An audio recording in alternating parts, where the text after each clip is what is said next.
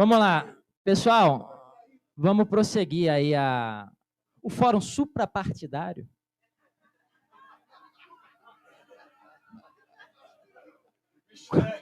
Com comentários agora do professor Nildo Orix, que prossegue sua fala na palestra Revolução Brasileira.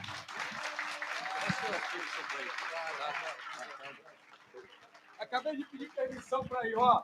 Amo vocês, paz, tá? Tamo juntos. Estimados, muito obrigado pelo convite, é um prazer estar aqui com vocês e reencontrar vários camaradas do nacionalismo brasileiro, conhecer outros. Esse é um momento muito importante da vida brasileira e nesses breves 20 minutos eu vou apresentar 3 temas que me parecem cruciais para discutir o novo trabalhismo e para discutir a tradição nacionalista brasileira. O primeiro deles se refere a algo fundamental que qualquer estratégia deve levar em consideração. Ocorreu no Brasil uma grande transformação do desenvolvimento capitalista. Essa transformação é reconhecida, em geral, é atribuída a algo que eu nunca uso, que é a ideia do neoliberalismo. Não existe tal coisa. O que existe é uma transformação radical do desenvolvimento capitalista que enterrou para sempre um certo orgulho burguês que pensava que o Brasil poderia ser grande, soberano, nos marcos do desenvolvimento capitalista sem uma revolução social. Todos os economistas asseguram, os políticos asseguram, os sindicalistas repetem que a partir de 1980 o capitalismo brasileiro perdeu o dinamismo. Em geral se atribui isso à emergência da China. É um erro grave. Primeiro porque a China nunca esteve adormecida, segundo porque nem começou em 1980, e ocorreu essa transformação que sepultou para sempre, nos marcos do sistema, aquele desenvolvimento capitalista de base industrial, cujo coração burguês é precisamente São Paulo, para um desenvolvimento capitalista que eu chamo de desenvolvimento capitalista rentístico, em que todas as frações do capital, o capital agrário, o capital comercial, o capital industrial residual e o capital bancário assaltam o Estado através da dívida pública. Enriquecem, reproduzem sua riqueza e seu poder sem produzir absolutamente nada, condenando a maioria do nosso povo a uma superexploração da força de trabalho sem paralelo na nossa história, cujo epílogo pode ser agora, pelas mãos do Supremo Tribunal Federal, a supressão para sempre da consolidação das leis do trabalho, da CLT. E é uma necessidade dos capitalistas enterrar a CLT, a despeito de nós sabermos que 94% dos trabalhadores ganham até 2 salários mínimos e meio. Esse desenvolvimento capitalista, de natureza rentística, reserva para a classe dominante, todas suas frações, uma vida majestosa no país e condena a absoluta maioria do nosso povo à exploração, à miséria e à violência. Não há saída dentro do sistema, nenhuma possibilidade. E não pense que esse sistema, quando está em períodos de crescimento ou em período de crise, é ruim para a classe dominante. Eles ganham no período de crise e eles ganham no período de bonança. Eles ganham na exploração da força de trabalho e eles ganham no assalto ao Estado, cujo epicentro é, como alguém mencionou aqui, a dívida pública, que se multiplica com Fernando Henrique, com Lula, com Dilma, com Temer, com Bolsonaro e com Lula de novo. Um assalto gigantesco ao Estado, cuja consequência é precisamente o teto de gastos. Não tem como suprimir o teto de gastos nesse jogo. Possível! Impossível! Exceto se tocarmos no problema da dívida. Os impostos crescem, não porque o Estado é gigante, é porque a dívida cresce. E está claro isso, basta revisar as estatísticas. Esse desenvolvimento capitalista rentístico exige do trabalhismo uma atualização gigantesca, uma revisão e um revisionismo histórico muito rigoroso, que tem que superar a ideia de que a industrialização basta para redimir o país.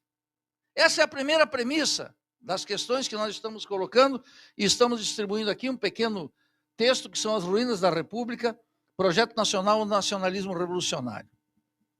Eu quero discutir com todos os trabalhistas aqui de todas as tendências.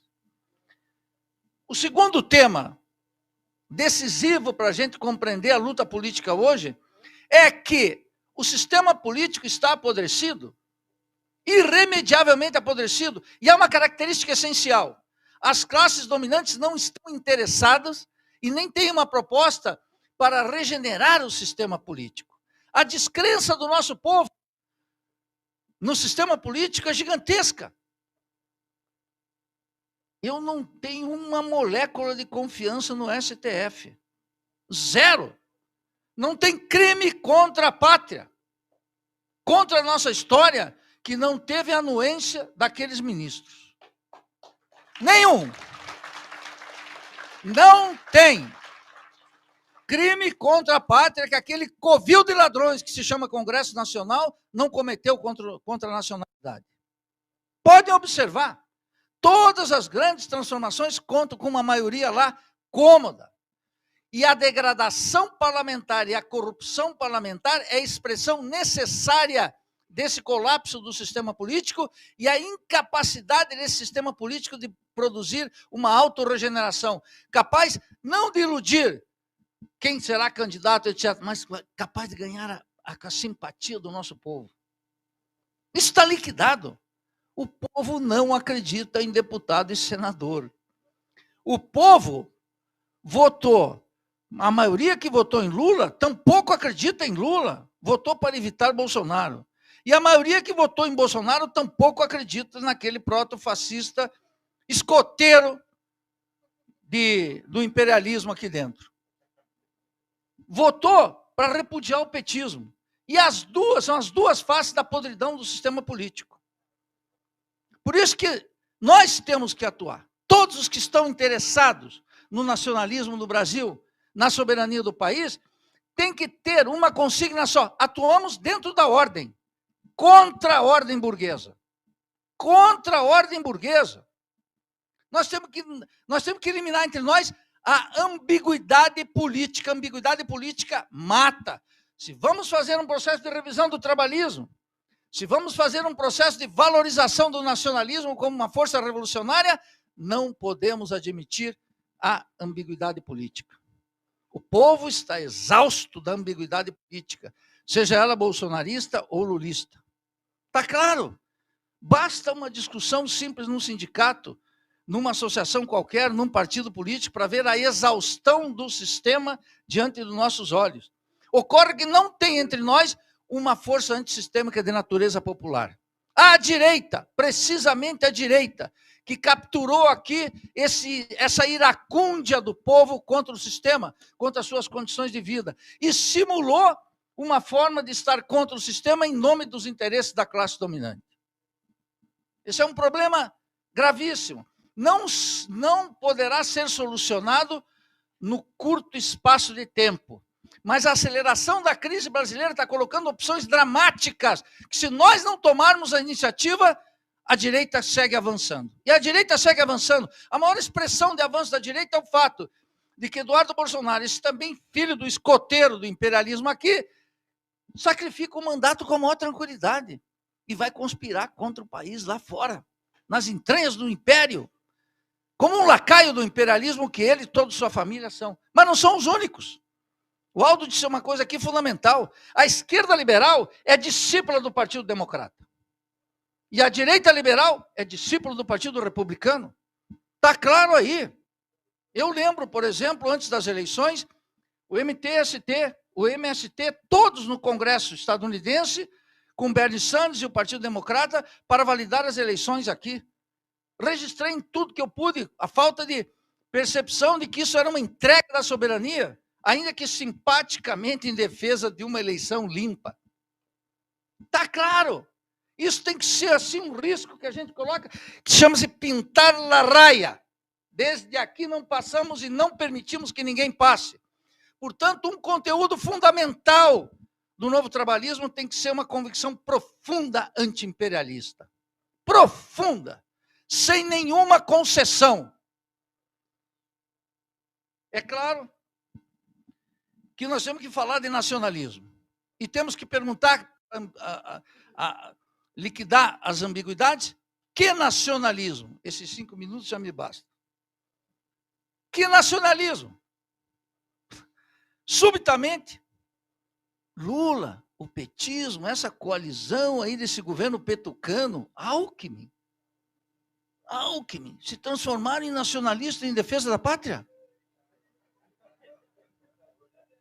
Quem pode acreditar nisso? Mas a defesa da pátria não é a defesa dos trabalhadores, dos assalariados, é a defesa dos capitalistas que estão perdendo, não com tarifaço, nunca mais fala em tarifaço. É o velho protecionismo que acompanha a emergência das potências imperialistas, seja a Holanda do século XVII, a Inglaterra do século XIX ou os Estados Unidos do século XX. Isso é o protecionismo. O capitalismo não se desenvolve na base do livre comércio, o capitalismo se desenvolve na base da proteção.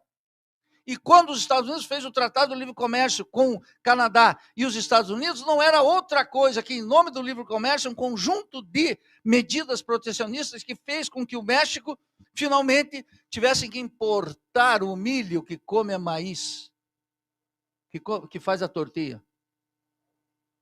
Percebe? Da agricultura à indústria. De Tijuana, da indústria fronteira, todos os mecanismos. O México aprofundou numa dependência sobre desenvolvimento gigantesca, assim como o Brasil.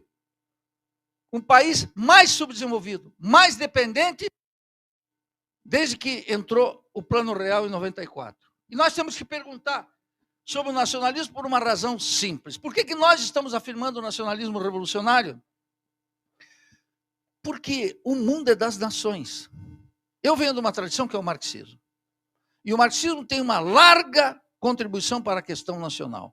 Enquanto os nacionalistas e os marxistas não se reconciliarem, a Revolução Brasileira não avança. Isso é fundamental para nós todos. A despeito da filiação partidária, de que o marxismo jamais foi hostil ao nacionalismo. Por quê? Porque a Revolução Russa, antes de tudo, foi Revolução Russa. E a Revolução Chinesa, antes de tudo, foi chinesa. Claro que tinha uma vocação internacionalista. Mas aí que vem a questão. Cancelaram, e com isso termino, Leandro, cancelaram a ideia de que a revolução, que o tempo das revoluções passou. Os Estados Unidos fizeram a revolução deles, que eles chamam de Revolução Americana. Os ingleses, orgulhosamente, e numa desmedida total, fizeram a Revolução Gloriosa. Os chineses fizeram a Revolução Chinesa. A França, para alguns, é a pátria da Revolução. E depois que eles fizeram sua Revolução, eles decretaram que nenhuma revolução mais é possível. Só que nós, os povos da periferia, os povos latino-americanos, que experimentamos tudo nos últimos 3, 4 décadas, sabemos que não bastam governos progressistas. E que não basta disputar governo, é preciso disputar o poder. E para manter governos é preciso ter uma disputa de poder. Poder político, poder para os trabalhadores, poder para a maioria da população. Um poder que atende por um nome só. Revolução Social, Revolução Brasileira. Muito obrigado.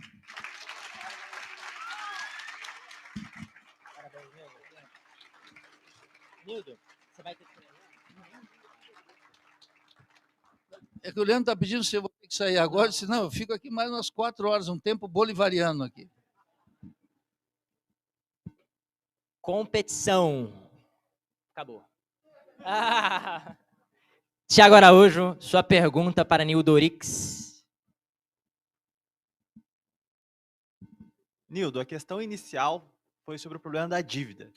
A forma como esse modelo financeiro, o sistema usurário se impõe, é a partir do controle do estoque monetário dos países, a partir de políticas como o Banco Central Independente. Para quem não consegue ter a materialidade da questão, os bancos hoje têm o direito, eles dominaram o Estado na emissão. A moeda sempre foi uma prerrogativa, a moeda fiduciária do Estado. Hoje, essa história de os bancos que emitem dívidas e emitem moeda, cria uma contradição sistêmica, que é, vamos pegar um exemplo simples, se nós temos uma taxa de juros de 15% e a emissão se dá por dívida de R$100 emitidos por dívida, o banco exige o pagamento de 115. Só que ele só emite 100 na economia. Da onde surge esses R$15 para pagar os juros da dívida? De outra pessoa que também vai tomar dívida, e a expansão monetária fica sujeita a um endividamento sistemático geracional até que se venha uma nova crise de 2008, uma nova 29, ou afins. O problema fundamental hoje da dívida poderia ser respondido com a retomada do Estado quanto o único passivo de criador de moeda fiduciária e com leis anti-usura. Seria essa uma das saídas para a gente desmontar o sistema financeiro atual?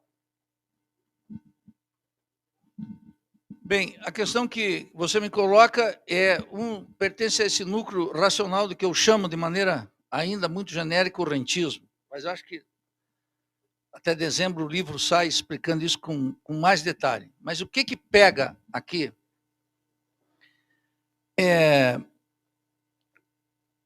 desde 1994, a classe dominante sacou que não podia disputar no terreno produtivo com os Estados Unidos e com a China.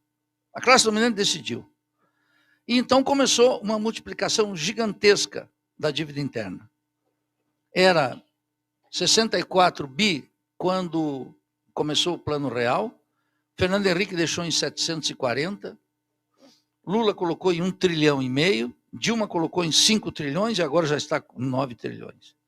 Esse processo não se interrompe recuperando a autoridade do Banco Central, nem eliminando o teto de gastos e nem dando capacidade de expansão monetária para efeito produtivo. Qual é a minha divergência com todos esses keynesianos muito desbotados que andam por aí, que não estudam Keynes a propósito? Farinácio, Keynes só é um hálito, porque o Keynes, o que dizia? Tem que fazer a eutanásia do rentismo. Recado direto dele, de todos os principais keynesianos, como Minsky, etc., tem que fazer a eutanásia do rentismo. Por isso que a auditoria da dívida é fundamental. Não basta controlar essa dívida monitorando a taxa de juros, como que é um keynesianismo de aprendizes escolares, que não entende o rumo da política, a correlação de forças e a força da classe dominante. E como elas renunciaram no sistema produtivo, mesmo que elimine o teto de gastos, mesmo que baixe a taxa de juros, tem um problema. Quem vai produzir esse microfone aqui com os preços abaixo, inferiores ao da China? Tem um problema no terreno da produção, no terreno concreto da produção. Então, essas pequenas manobras, ainda que a gente possa defender o fim da autonomia, o controle da moeda pelo presidente da República e pelo regime presidencial, que a gente sempre defendeu e que o povo tem apreço, ainda que a gente possa baixar a taxa de juros, ainda que a gente possa fazer auditoria da dívida absolutamente necessária, indispensável, nós ainda vai restar uma questão fundamental. Como vamos disputar nos terrenos de máquinas, equipamentos e produtos de massa com os Estados Unidos e com a China? Olha o que os Estados Unidos estão fazendo, essas tarifas. Não tem uma coisa dirigida especialmente ao Brasil, foi contra o mundo. E o imperialismo botou a Europa já de joelhos e está acertando com cada um de acordo com as suas necessidades. Só não pode enfrentar a China, que quando eles dizem 50, a China responde 50. E quando eles dizem 75, a China diz 75. E quando eles dizem 126, a China diz 126.